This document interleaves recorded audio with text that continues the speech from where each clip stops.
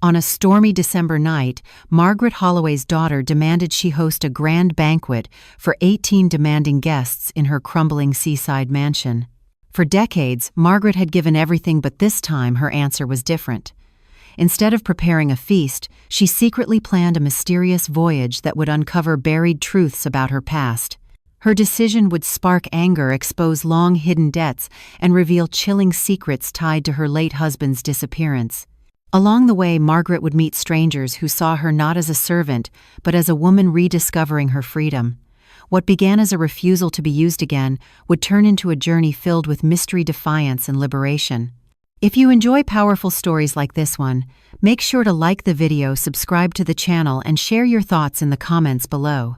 Now let me take you into Margaret's world, where one simple word, no, set in motion a story no one expected. The storm that night seemed to rattle every window of the Holloway mansion. The wind rushed off the sea cliffs, carrying with it the faint scent of salt and decay, as if the ocean itself were whispering secrets through the cracks in the old house. Margaret Holloway sat alone in her parlor, the firelight flickering across her face, a worn shawl drawn tight around her shoulders. At 69 years old, she had grown accustomed to the silence of her home, a silence broken only by the occasional crash of waves below. That silence had been her companion for years, ever since her husband disappeared on a voyage that no one cared to explain in full detail. She had lived with the shadows of unanswered questions, but she had never complained, not to anyone. The ringing of the telephone shattered that stillness. Margaret hesitated before picking it up, her bones weary with the weight of too many years spent answering calls that were never for her benefit. On the other end, her daughter Clara's voice came sharp and brisk, as though she were issuing instructions rather than speaking to her mother. Mother Clara began without so much as a greeting. "We need to talk about New Year's Eve. Edmund's family is coming, 18 of them, and it makes the most sense for you to host. The mansion is perfect, and you have the time to prepare." Margaret felt her chest tighten. For years she had listened to her daughter's requests, which always carried the unspoken assumption that Margaret's life existed solely to accommodate her. But something in the tone of Clara's words that night pressed harder than ever before. 18 people, in her house, demanding food, warmth, and entertainment, as though the Holloway mansion were nothing more than a grand inn with Margaret as its weary innkeeper. 18 people, Margaret repeated slowly, her voice calm, but edged with something Clara had not heard in a long time, perhaps ever. "It is not such a large number," Clara replied breezily. "You always managed Christmas when I was younger. And this house, it was built for gatherings. Besides, no one roasts lamb like you do, Mother." Margaret stared at the fire, her knuckles tightening around the receiver. Images flashed through her mind. The long tables she had set in years past. The endless hours in the kitchen, her hands blistered from chopping and stirring. The empty thanks, if thanks came at all, and always the same excuse from Clara. "You do it so well. You have the time. You have the space." As though her existence were defined only by the usefulness of her labor. "Clara," Margaret said softly, almost to herself, "I am not your servant." Her daughter's laugh came through the line, high and dismissive. "Oh, Mother, please do not be dramatic. It is only a banquet. You will have help. Edmund will arrange the wine. I will manage the table settings. It will be simple, truly." But Margaret knew better. She knew that Edmund would drink half the wine before it reached the table. She knew that Clara's version of managing meant ordering others about while lifting not a single plate herself. She knew that every dish, every decoration, every ounce of effort would fall squarely upon her shoulders, as it always had. The weight of years pressed down on her, then pressing her into her chair like stone. For decades, she had been Clara's foundation, supporting her through every whim and every misstep. After her husband vanished, Margaret had poured everything into raising her daughter, working 2 jobs, selling heirlooms, denying herself even the simplest comforts to make sure Clara never wanted for anything. She had believed it was love. She had believed it was duty. And now here was Clara, grown, married, living in a modern home in town, still treating her mother as little more than a hired caretaker with no wage. Margaret closed her eyes, the crackle of the fire loud in her ears. 18 people in her house, 18 mouths to feed complaints, to endure demands to satisfy. And for what? So that Clara and Edmund could bask in the glow of a successful family gathering while she toiled unseen. When she opened her eyes again, there was a steadiness in them that had been absent for years. "Clara," she said, her voice cold as the wind outside, "if 18 guests are coming, then it is perfect timing, because I will not be here. I am going away." The silence on the other end was thick and sudden. For a moment, Margaret thought the line had gone dead. Then Clara's voice broke through, sharp with disbelief. "Going away? What do you mean? Where would you go at your age?"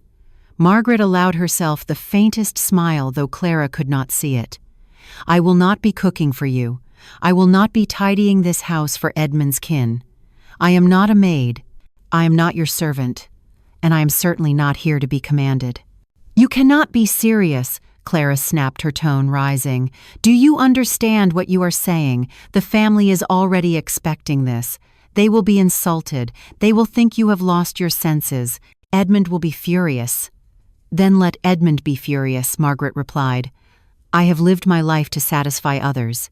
No longer." There was a long pause, followed by Clara's voice softening, dripping with the false sweetness she had often used to bend her mother's will. "Mother, do not do this. You know you are the only one who can make this right. Think of how much they admire you. Think of how disappointed they will be if you refuse." Margaret leaned back in her chair, the shadows of the firelight dancing across her face. Admire. A hollow word. She had never felt admired. She had felt used, drained, dismissed. For the first time in her life, she hung up the phone on her daughter. The silence that followed was deafening but also strangely liberating. The storm continued to rage outside, but inside, Margaret felt a new kind of stillness. Not the stillness of resignation, but the stillness of decision. She rose slowly from her chair and walked to the tall window that overlooked the sea. The waves crashed violently against the rocks below each surge like a challenge hurled at the cliff. Margaret watched them for a long time, and then she whispered to the glass, "It is time." Though she did not yet know exactly what she would do or where she would go, Margaret knew this much. She would not remain in the role her daughter had written for her. She would not spend another holiday chained to the stove while others feasted at her expense. Something deep inside her stirred something long dormant. It felt like courage, though it was mixed with fear. Behind her, the telephone rang again. She did not turn. She let it ring and ring until the sound faded into the roar of the storm. That night, Margaret went to bed with a strange calm in her chest. She dreamt of ships cutting through the darkness of voices, calling from across the sea of a journey not yet taken but waiting for her. And when she woke in the morning, she felt a clarity she had not known for decades. She would go, but where and how? Those questions lingered like ghosts at the edges of her mind. Yet even as uncertainty gnawed at her, one thing was certain. For the first time in her life, Margaret Holloway had said no, and with that, no, a new story had begun. What she did not yet realize was that her refusal would not only free her from her daughter's grasp.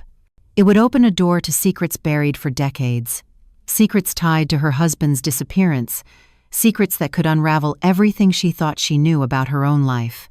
And as the storm outside finally began to settle, Margaret sensed that the true storm was only just beginning.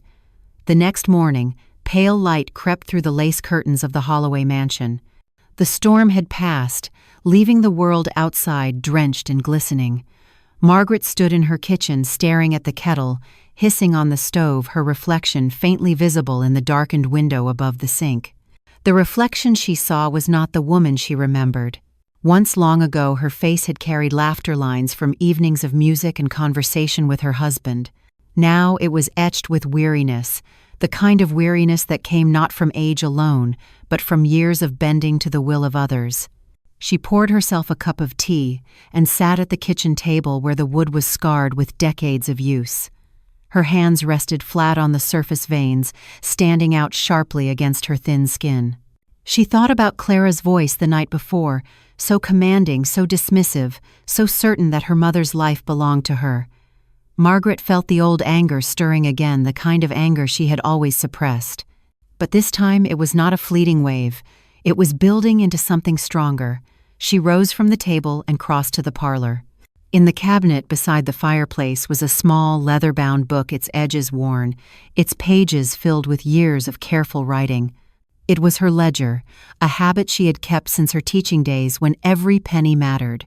She opened it and turned through the pages, scanning line after line of numbers written in her neat, patient hand. There they were. The sacrifices, every loan, every gift, every expense she had quietly absorbed for Clara and Edmund. £5,000 for Clara's university tuition when her scholarship fell through. $2,000 for Edmund's failed business venture. Repairs for their car. Rent money during Edmund's unemployment. Christmas dinners that cost more than Margaret's entire monthly pension. Birthdays for the grandchildren. Clothes for Clara, furniture for their house. The numbers stretched back years. An endless list of debts unpaid and often unacknowledged. Margaret's chest tightened as she traced the ink. She had not written these numbers to keep score. She had written them because it was habit, a teacher's instinct to account for every sum. But now, looking at them with clear eyes, she saw the truth. In the last 10 years, she had spent nearly £30,000 on Clara and Edmund. Money that should have been her safety net in old age. Money that could have repaired the leaking roof above her, money that could have taken her on journeys she had once dreamed of when she was young. Her breath came shallow, and she pressed her hand to her mouth. How had she not seen it before? She had given away her life piece by piece until almost nothing was left for herself. She pushed the ledger aside and leaned back in her chair. The memories came in waves. She remembered the day she sold her wedding ring, the only valuable piece of jewelry she owned, to help Clara pay for a deposit on her house. She had walked home with her hand bare, feeling the absence of that ring like a wound. Clara had never asked if she regretted it. She had simply smiled and said, "You always know how to make things easier, Mother." She remembered the night Edmund showed up at her door with a broken-down car and a desperate expression. Only a few hundred, he had pleaded. She had opened her purse without hesitation. Edmund never mentioned repayment again. She remembered the Christmases when the mansion filled with noise, Clara laughing with Edmund's family while Margaret slaved in the kitchen, sweat dripping down her neck as she basted roasts and stirred sauces. She would peek into the dining room hoping for a glance of gratitude. Instead, she heard complaints. The turkey was too dry, the wine too sour, the music too loud. She remembered the evening she sliced her hand while preparing Edmund's birthday feast. The cut had been deep, blood pooling on the kitchen floor. She had wrapped it quickly and gone to the hospital. Clara arrived hours later, hair-styled, nails polished, irritation etched on her face. "Oh, Mother, was all that fuss necessary? It is only a few stitches." Margaret's stomach churned. Only a few stitches. Only a few sacrifices. Only a lifetime spent in service to a daughter who never once asked if her mother was happy. She rose abruptly, the chair scraping the floor. For a moment she thought she might collapse. Her knees trembled, her breath quickened. She gripped the mantel for support and stared at the portrait above it, a faded oil painting of her husband. His eyes looked out at her, calm and steady as they had been when he was alive. But there was no comfort in them now, only a reminder of what had been taken. When he had vanished at sea, she had promised herself she would be both mother and father to Clara. She had kept that promise. She had sacrificed her youth, her freedom, her joy. And what had it earned her? A daughter who saw her not as a mother but as a resource to be drained until nothing remained. Margaret pressed her forehead against the mantel. A sob rose in her throat, but she forced it back. No more tears. She had cried enough over the years. Tears had done nothing to change her life. The telephone rang again in the hall. Margaret straightened her body tense. She knew who it would be. Clara. Always Clara. She let it ring, but the sound gnawed at her nerves. At last she lifted the receiver. Mother Clara's voice came sharp with urgency. "What is this nonsense about leaving? Edmund is furious. His parents have already booked their train. Do you mean to humiliate us?" Margaret held the phone away from her ear for a moment, staring at it as though it were an alien object. Then she brought it back slowly. "I mean to live," she said quietly. "You are being selfish," Clara snapped. "Do you want me to be embarrassed? Do you want Edmund's family to think I cannot manage? They will never forgive me if you ruin this." Margaret felt her heart pounding. Selfish. The word every woman heard when she finally refused to be used.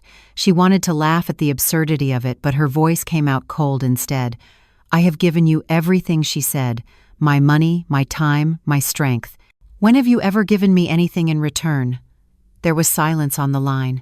Then Clara stammered, "We are family. Families help each other." "Yes," Margaret said, "but help goes both ways." She hung up the phone before Clara could reply. Her hands shook, but inside she felt something shifting, something she had not felt in decades. Power. The house seemed to echo with her heartbeat. She walked slowly through the halls, her footsteps hollow on the wooden floors. In every room she saw ghosts of her past. Clara playing with dolls while Margaret worked late into the night on lesson plans, Clara weeping over her first heartbreak while Margaret held her and whispered promises that everything would be all right. Clara on her wedding day radiant in white, while Margaret stood alone at the back of the church clutching her purse because she could not afford a proper gift. Every memory twisted now, no longer sweet but bitter, each one marked by her silence, her endless willingness to give. She returned to the parlor and sat by the fire once more. The ledger lay open on the table, the numbers staring back like accusations. She closed it and set it aside. Her gaze drifted again to her husband's portrait. "What would you think of me?" she whispered. "Would you call me selfish too? Or would you tell me it is time?" The portrait gave no answer, but deep inside Margaret felt a truth rising. Her husband was gone. Clara was grown. There was no one left for her to sacrifice herself for. The only person who could decide her future now was herself. The thought was terrifying, but it was also exhilarating.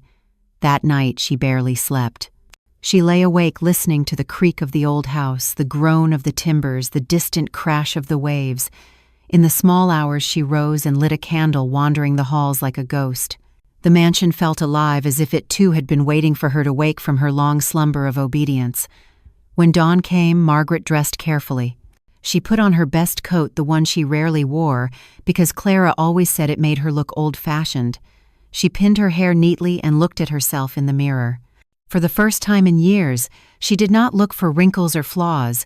She looked for the woman beneath the woman who had been buried under years of duty. And she saw her. She was still there. She stepped outside into the cold morning air.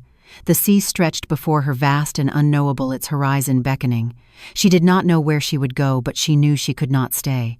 And as the wind whipped around her and the gulls cried overhead, Margaret felt a shiver of anticipation.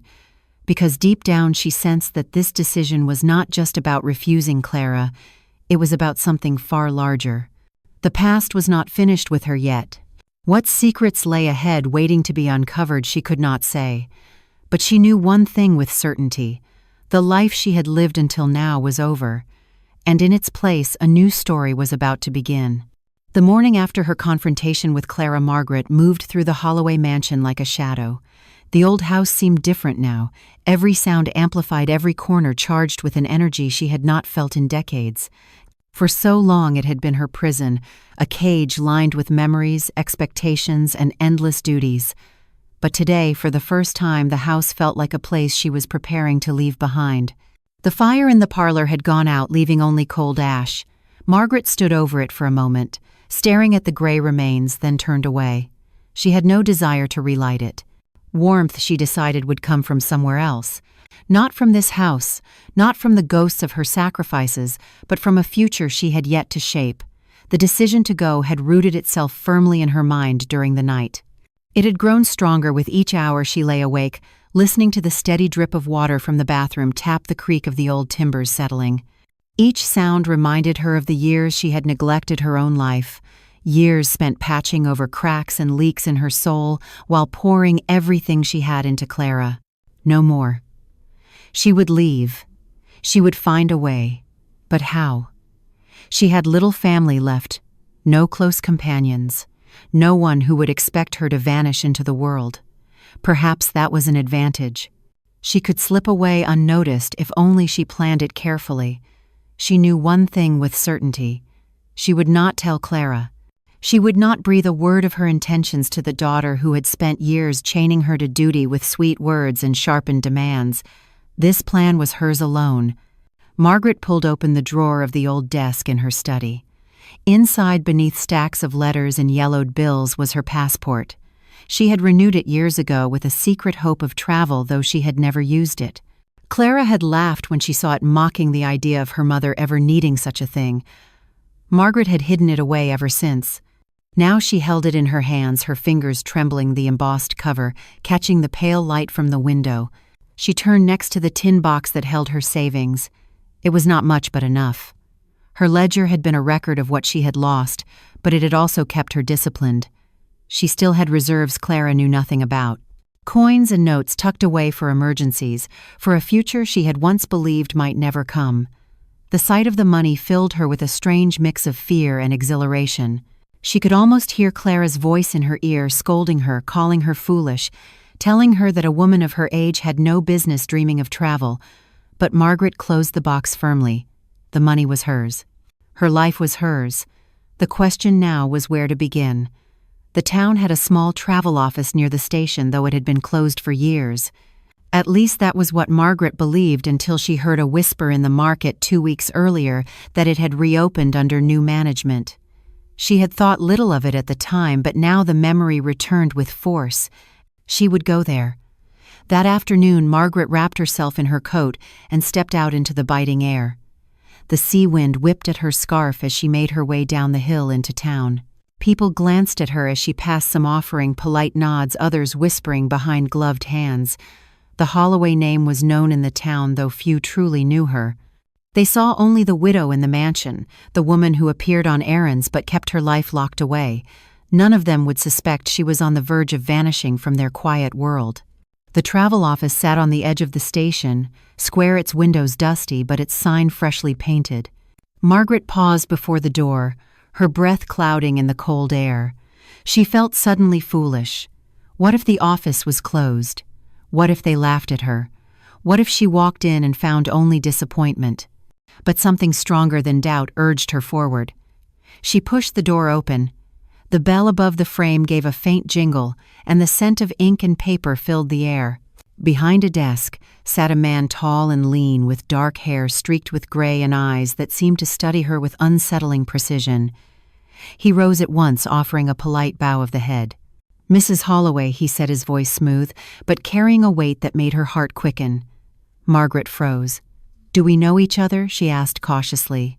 "Not directly," the man replied. "My name is Lucien. I took over this office some months ago, but I know of you. Most in this town do." There was something in his tone that unsettled her, as though he knew more than he revealed. Still, she nodded and stepped closer to the desk. "I want to travel," she said simply, the words strange and powerful in her mouth. Lucien studied her for a moment, his gaze sharp, but not unkind.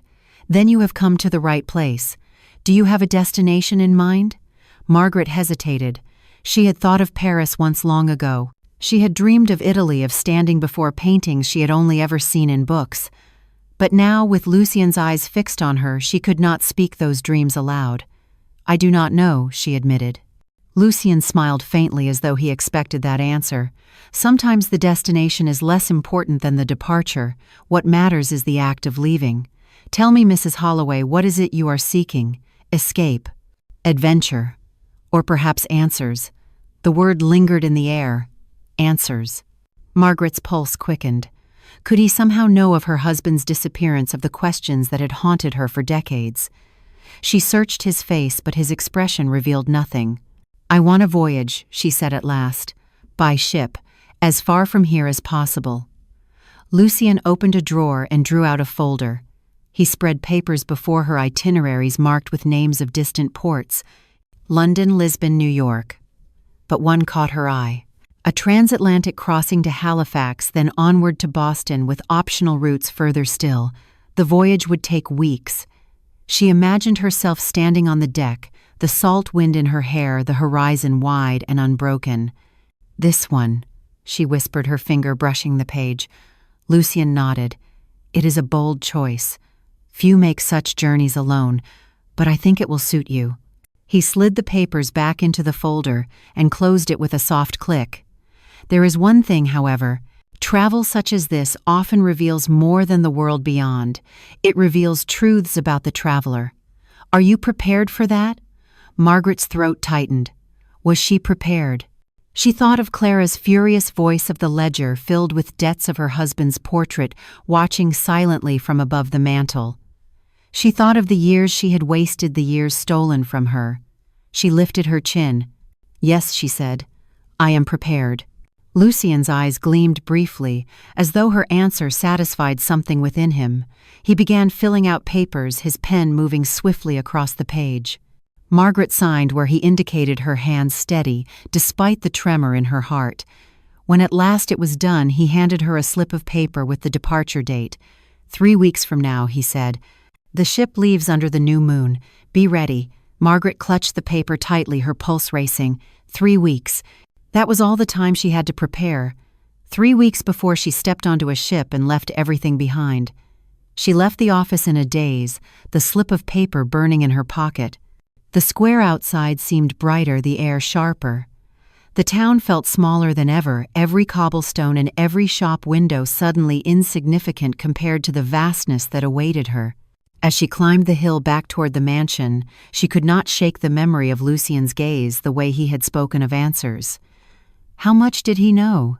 And why had he looked at her as though her story was already written in his book? Back at the mansion, she placed the slip of paper on her desk, weighed it down with the ledger, and sat in silence. Outside, the gulls cried over the sea. The house creaked in the cold. And for the first time in her life, Margaret Holloway felt the future pressing against her, mysterious and unstoppable. What she did not know was that her decision had already set forces in motion beyond her understanding. Forces tied to her past, to secrets buried with her husband's name, secrets that would not remain hidden forever. 3 weeks. That was all the time she had before everything changed. The days that followed Margaret's visit to the travel office moved with a strange mixture of slowness and urgency. Each morning she awoke to the sight of the slip of paper on her desk, the date of departure written clearly in bold type. 3 weeks, then 2, then less. Time, which for years had crawled in endless repetition, now seemed alive, rushing toward something vast and irreversible. Margaret prepared in secret. She sorted through her belongings with careful precision, deciding what would travel with her and what would remain. A suitcase tucked beneath her bed filled slowly with clothing documents and a small journal. Each item folded into it felt like a declaration. A scarf chosen not for warmth but for beauty. A pair of shoes comfortable enough for walking foreign streets. The passport slipped into the pocket of her coat, ready at last to be used. She spoke to no one of her plans. When the neighbors saw her in the market, they remarked on her healthy glow and the steadiness in her step, but they did not know the reason. They assumed perhaps that she had taken to her health, or that she was finding joy in small things. Margaret smiled politely, keeping her secret close. But Clara sensed something. It was not long before the telephone began ringing more often, Clara's voice growing sharper with each unanswered call. At first, Margaret let it ring, refusing to pick up. But one evening, as the storm clouds gathered again above the sea, she lifted the receiver.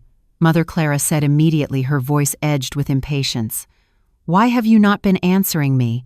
I have been calling for days." Margaret sat in silence for a moment, her fingers tapping the arm of her chair. "I have been busy," she replied simply. Busy with what? Clara snapped. "You have nothing to do in that old house but wait for me to call. Listen, we must discuss the banquet. Edmund is furious. His parents are expecting a feast, and I told them you would manage everything as always. You cannot back out now." The words pressed against Margaret like cold hands. But instead of bending beneath them as she once would have, she felt her back straighten. "I am not hosting the banquet," she said firmly. There was a sharp intake of breath on the other end of the line. "Do not be ridiculous. You have always done it. Everyone expects it. They will be insulted if you refuse." "They will have to be insulted," Margaret replied. The silence that followed was heavy, broken only by the faint crackle of the line. Then Clara's voice came again, quieter but more dangerous, dripping with false sweetness. "Mother, you cannot do this to me. Edmund will never forgive me if his family is embarrassed. Do you want me to suffer? Do you want my marriage to be strained because of you?" Margaret's hands tightened on the receiver. For years, those words would have been enough. Guilt had been Clara's most effective weapon, and Margaret had always fallen beneath its blade, but now something inside her resisted.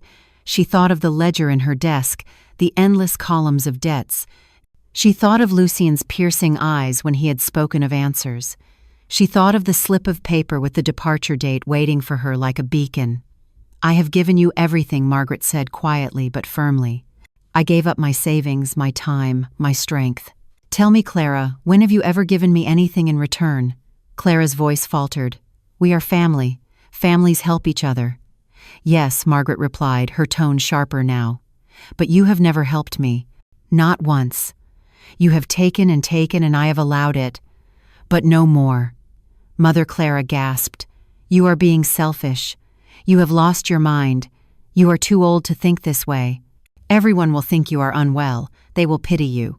"Let them pity me," Margaret said, and for the first time she felt the weight of the words not as a burden but as freedom. She lowered the receiver and ended the call. The following day, Clara arrived at the mansion in person. Margaret heard the crunch of tires on the gravel, drive the slam of a car door, the sharp clip of heels on the front steps. The knock at the door was loud and commanding. Margaret hesitated, then opened it. Clara swept inside without waiting for an invitation. Her coat was trimmed with fur, her face flushed with indignation. She looked around the house as though it belonged to her, her eyes narrowing on the suitcase Margaret had not yet hidden. "What is this?" she demanded, pointing at it. "My belongings," Margaret said calmly. "You are serious," Clara whispered, her eyes wide with disbelief. "You are actually planning to leave, to abandon me, to abandon your family." "I am not abandoning anyone," Margaret replied. "I am choosing myself for the first time in my life." Clara's face hardened. "Do you have any idea what people will say? Edmund's family will call me a fool for trusting you. They will say I cannot manage my own household. They will laugh at me." Margaret crossed the room to the desk. She drew out the ledger and laid it open on the table. "They may laugh at you, but I have been their unpaid servant for years. Look at this. Every expense, every sacrifice, every debt. £30,000, Clara. 30,000, all from me. And never once did you ask if I could afford it. Never once did you repay me." Clara stared at the pages, her lips trembling. "You kept records," she said, her voice sharp with accusation. "I kept records because I was a teacher," Margaret replied. "I kept records because I believed every sacrifice mattered, and now I see the truth. You never cared. You never noticed. You never gave anything back." Clara's cheeks flushed crimson. Tears welled in her eyes, but Margaret knew them for what they were. Not remorse, but manipulation. "You cannot leave me with all of this," Clara whispered. "You cannot make me face them alone. Edmund will never forgive me." "Then perhaps Edmund should learn to solve his own problems," Margaret said, her voice cold. "Perhaps you both should." Clara's expression shifted, fury flashing across her features. "You are jealous," she spat. "That is what this is. You are jealous of my life. Jealous that I have a husband, jealous that I have a family while you have nothing." Margaret almost laughed. The accusation was so absurd, so desperate, that it sounded like the cry of a child cornered by truth. "I am not jealous, Clara. I am tired.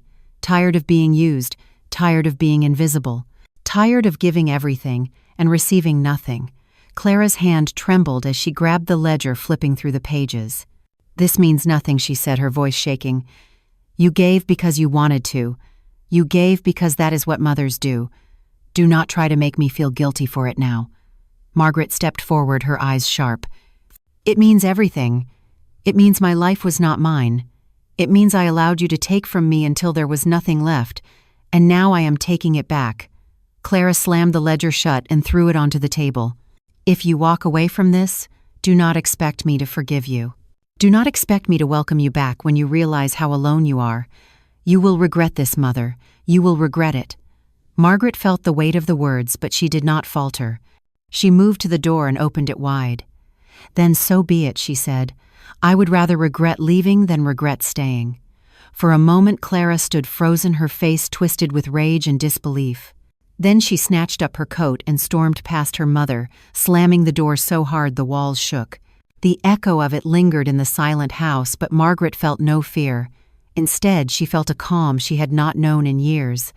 She returned to the desk and placed her hand on the ledger. The numbers no longer looked like chains. They looked like proof of her sacrifice, proof of her strength, proof that she was justified in taking her life back. Yet as she sat in the quiet, she could not shake the memory of Lucien's words. Answers. The way his eyes had lingered on her as though he knew something she did not. The voyage ahead was no longer only about escape. It was about uncovering truths. Truths tied to her past truths that might explain the hollow space her husband had left behind when his ship vanished all those years ago. Outside, the wind howled over the sea, carrying with it the scent of salt and mystery. Margaret looked toward the horizon through the tall window. The world beyond waited for her. But so did the shadows of the past, and she could not know yet which one would reach her first. The day of departure arrived like a slow drumbeat in Margaret's chest. She had counted the days one by one each morning, crossing another mark in her journal each evening, lying awake, listening to the sea, and imagining the vast waters that soon would carry her far from the Holloway mansion. Now the waiting was over. The sky was iron gray as she stepped from the carriage that carried her to the port. The air was heavy with the smell of salt coal and wet wood. Around her, the harbor bustled with life. Men shouted as they hauled crates, ropes slapped against the docks, gulls shrieked as they wheeled overhead. The sound was chaotic, but Margaret felt curiously still at its center. Before her loomed the ship. Its hull stretched high above the pier, black as obsidian streaked with salt and sea spray. Smoke poured from its funnels, blending with the thick clouds that threatened rain. Margaret's breath caught. She had seen ships before, of course, but never one this large, this alive with noise and movement. It seemed less a vessel than a beast, its heart already beating in rhythm with the sea. Her suitcase felt heavy in her hand as she walked the gangway. Every step forward was a step away from Clara, away from the ledger, away from the life that had bound her. Yet each step also carried her closer to something she could not yet name. Freedom, perhaps, but something darker too, something that pressed at the edges of her awareness like a whisper. The deck was crowded with passengers. Families clustered with trunks and children couples clung to one another. Lone travelers like Margaret stood apart, their eyes wide with the weight of unspoken stories. Margaret kept her gaze steady, her chin lifted. She would not let herself appear lost. Not now. A uniformed steward greeted her, checking her papers and leading her to her cabin. The narrow corridor smelled of polish and salt. When at last the door closed behind her, Margaret set down her suitcase and looked around. The cabin was small but tidy, with a narrow bed, a polished brass lamp, and a porthole through which she could see the gray sea churning against the hull. On the desk lay a book. Margaret frowned. She had not brought it. She stepped closer and picked it up. The cover was leather, worn and faded. The spine cracked. She opened it slowly, her hands trembling. Inside the front cover, carved into the paper in careful script, were her own initials. Her breath caught. M.H. She traced the letters with her fingertips. It could not be. Yet there they were, clear as day. She turned the pages, but they were blank, as if the book were waiting to be filled. She placed it back on the desk with shaking hands. Was it a coincidence, or something more? The whistle of the ship sounded long and deep. The deck shuddered beneath her feet. Margaret moved to the porthole and watched as the dock began to slip away. The town, the cliffs, the life she had known all her years grew smaller with each passing moment. For the first time in decades, she felt untethered. The horizon stretched wide before her. Later that evening, she ventured to the dining hall. The room was warm and filled with voices, chandeliers casting golden light across polished tables. Margaret chose a seat near the edge, where she could observe without being observed too closely. She sipped a bowl of broth, her eyes scanning the crowd. That was when she noticed him. At the far end of the hall, a man in a dark uniform sat at a small table. His posture was straight, his gaze sweeping the room with quiet authority. The captain, she assumed. Yet when his eyes passed over her, he paused. For a moment too long, his gaze lingered. Then he nodded as though in recognition. Margaret's spoon froze midway to her lips. Did he know her? Or did she only imagine it? She lowered her eyes quickly, but the impression remained. After the meal, as passengers drifted away, Margaret stepped onto the deck. The sea spread endless and dark beneath the moonlight. The air was cold, sharp in her lungs.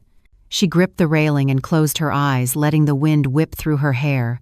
For the first time, she felt the immensity of what she had done. She had left. She was gone. There was no turning back. Footsteps sounded behind her. She turned. The captain stood a few feet away, his hands clasped behind his back.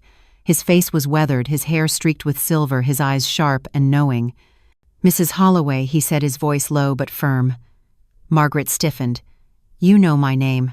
"I make it my duty to know my passengers," he replied. But there was something in his tone that suggested more.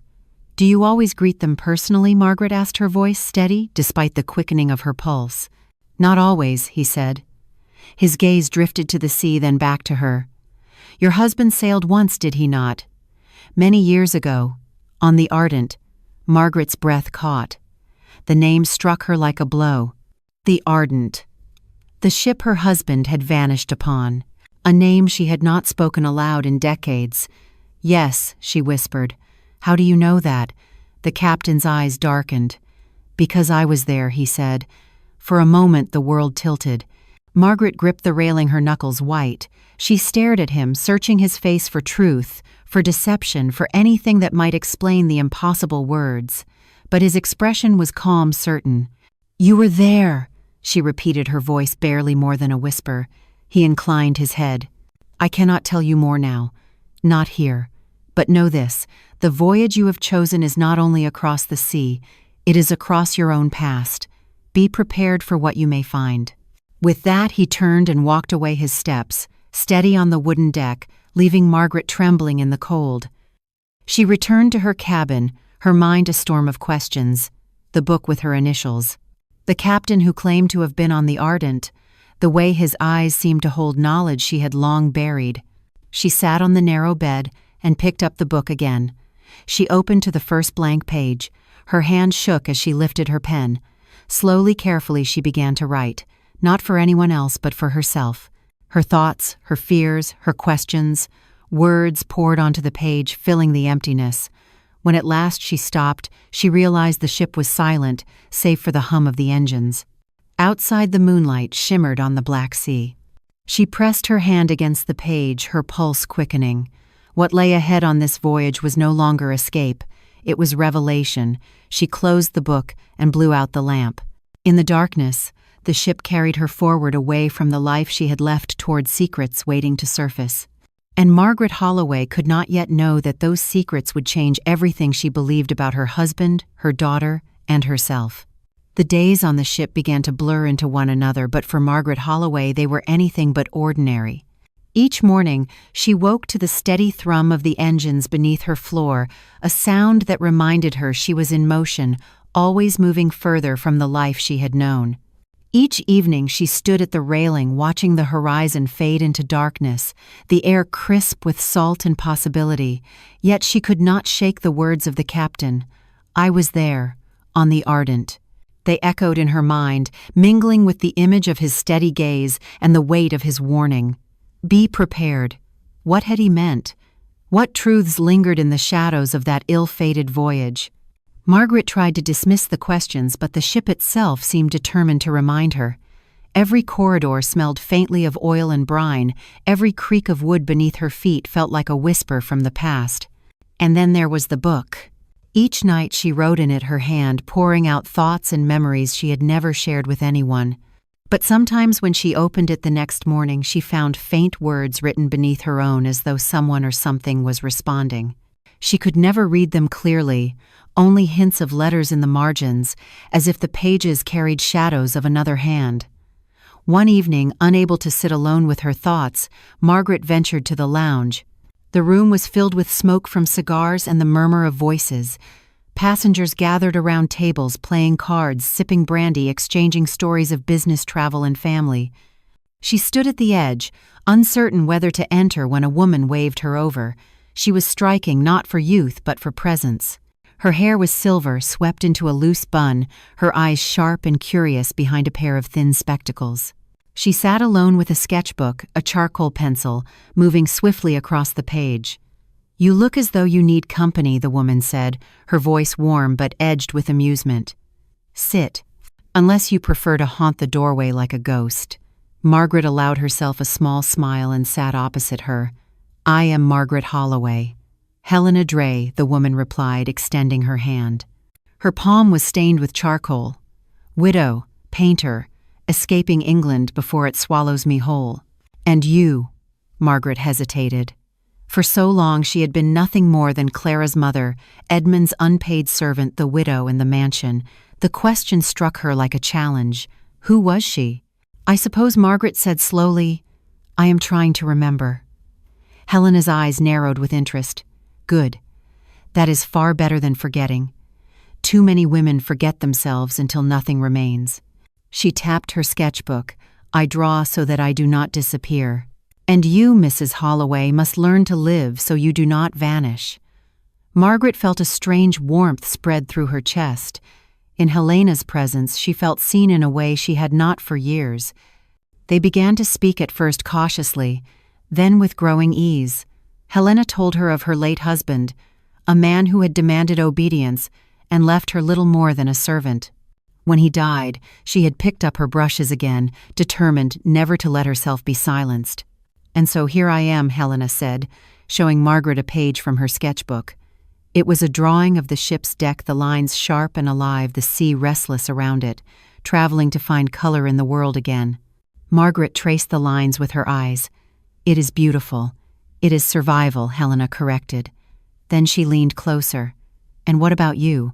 What survival brought you aboard this ship?" Margaret hesitated. But something in Helena's gaze urged honesty. She told her of Clara, of the demands of the ledger heavy with debts. She spoke of her husband's disappearance, of the years of silence, of the captain's words that still lingered like a storm cloud. When she finished, Helena sat back, her expression unreadable. "Then you are not just remembering yourself, Margaret. You are hunting ghosts." The words lingered between them. In the days that followed, Helena became her companion. They walked the decks together, shared meals, sat late into the night with tea, and whispered conversation. Margaret felt the weight of her solitude ease, replaced by something new, respect, camaraderie, perhaps even friendship. Yet the ship did not allow her peace for long. One night, as she returned to her cabin, she found the door slightly ajar. Her pulse quickened. She had locked it before leaving. She pushed it open slowly, the corridor behind her silent. Inside, the lamp was lit. On the desk lay the book, and across its blank pages were words she had not written. The ardent did not sink. Margaret staggered back, her hand pressed to her mouth. She stepped closer, her eyes scanning the letters. They were faint, as though written in water and dried into the page, but they were clear enough. She touched the words, but the ink smeared under her fingers, vanishing as though it had never been there. She stared at the page, her breath shallow. Was it a trick of her mind? Or was the ship itself telling her something? The next morning she sought out Helena. They sat together on the deck, the wind snapping at their scarves. Margaret told her of the words in the book, of the way they had disappeared. Helena listened without interruption, her pencil still in her hand. When Margaret finished, Helena said, "Then it seems the sea is not done with you. Perhaps your husband is not done with you either." Margaret's chest tightened. "He has been gone for 30 years. "Gone is not the same as lost," Helena replied. "You came here for answers. Do not flinch when they begin to show themselves." The following evening, Margaret was summoned to the captain's quarters. The message arrived with a steward, his face expressionless, his words clipped. She followed him through narrow corridors until at last he stopped before a heavy door. Inside, the captain stood by a large map spread across his desk, his eyes lifted to her, sharp as ever. "You found the book," he said. Margaret's throat tightened. "You knew. It was left for you," he said. "A relic of the past, a guide.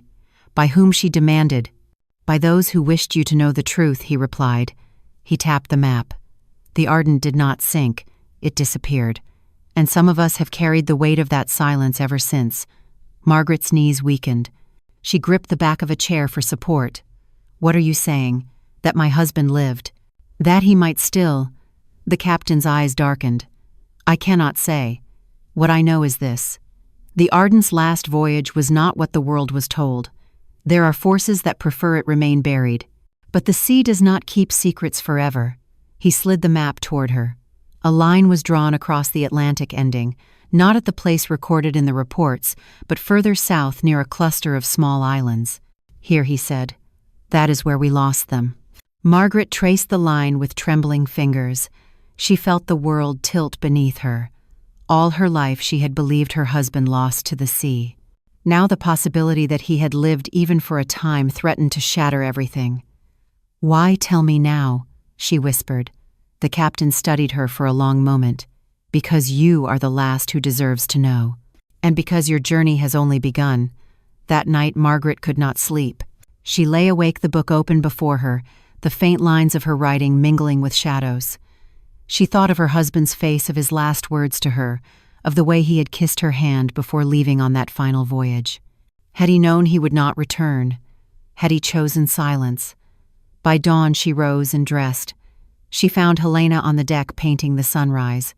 The canvas was alive with color streaks of gold and crimson across a restless sea. Margaret told her everything, the captain, the map, the possibility that the Ardent had not been lost but hidden. Helena listened, then set down her brush. "Then your voyage is no longer escape," she said. "It is destiny. The sea is calling you to face what you have buried." Margaret gripped the railing, the wind biting her cheeks. She felt fear, yes, but also something deeper, anticipation. She was no longer only fleeing Clara, no longer only reclaiming her freedom. She was walking straight into the heart of a mystery that had haunted her for decades, and for the first time she was ready. The days that followed sharpened her transformation. Margaret stood taller. She spoke with more certainty. When Clara's letters reached her through the ship's telegram office, pleading, accusing, demanding, she read them without flinching. Clara's words no longer bound her.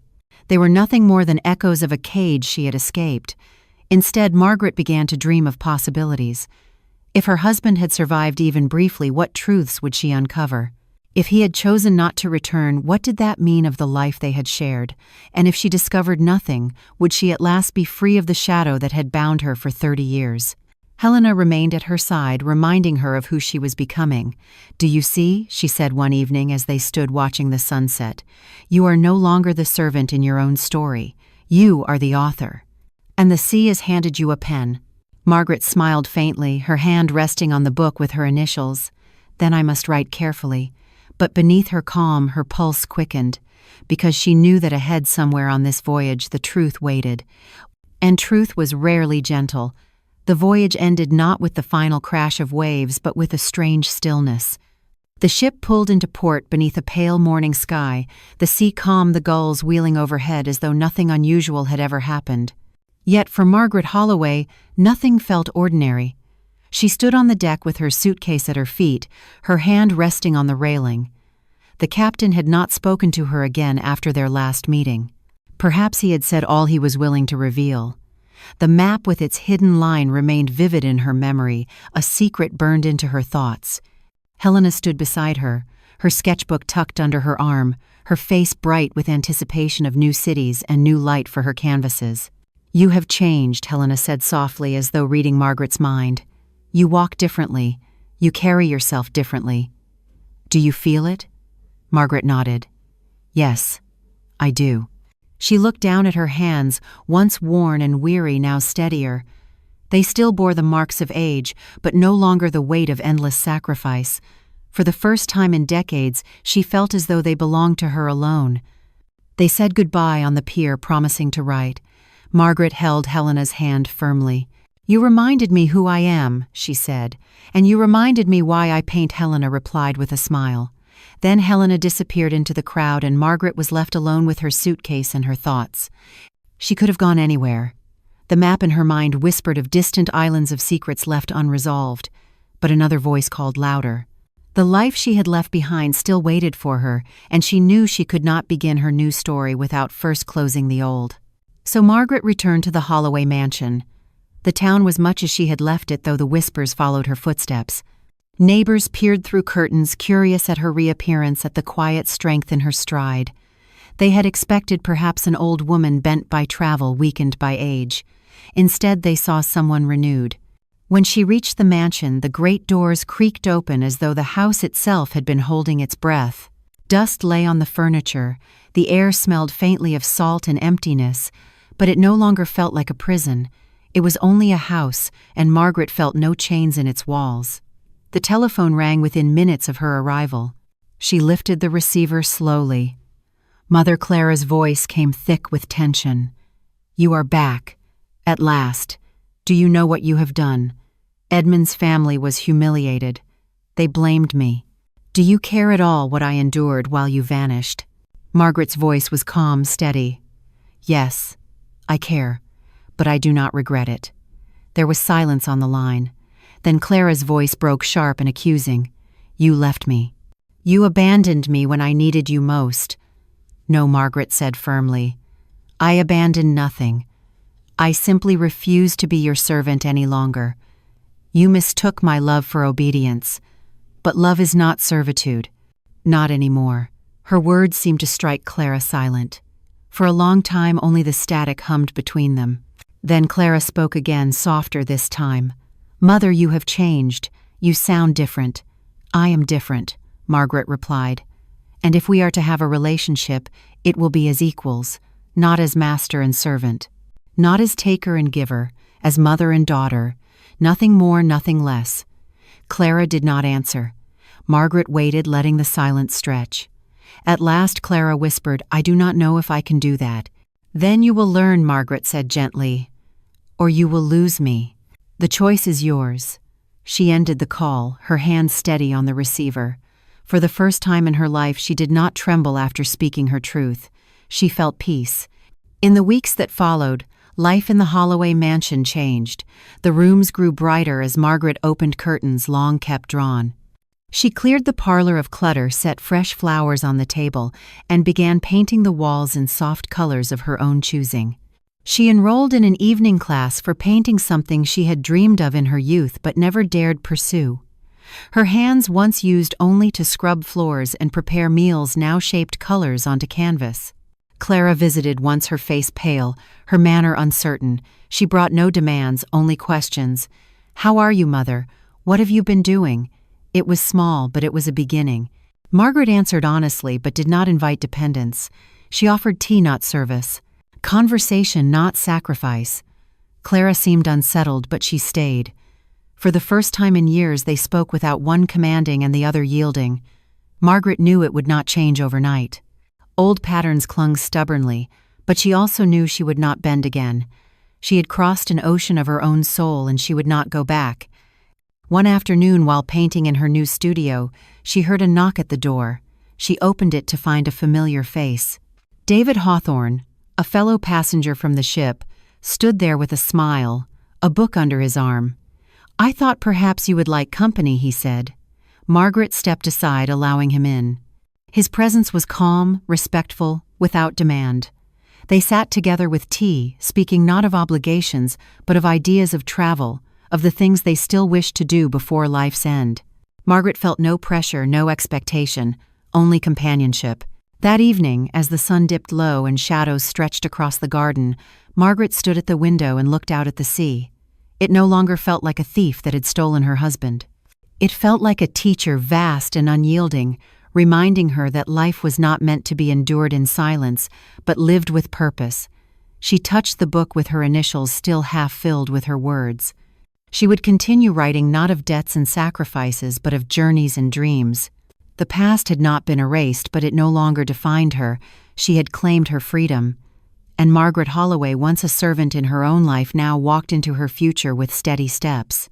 This is a story about reclaiming dignity and freedom. Margaret's journey shows us that it is never too late to set boundaries, never too late to demand respect, and never too late to rediscover who you truly are. Love without respect is not love, it is obligation. And true freedom comes not from what others give you, but from the courage to say no and to choose yourself. If you were inspired by Margaret's story, please give this video a like, share it with someone who needs to hear it, and leave a comment below with your thoughts. Do not forget to subscribe to the channel for more powerful life stories like this one. Your support means the world and helps us bring you more stories of strength, hope, and transformation.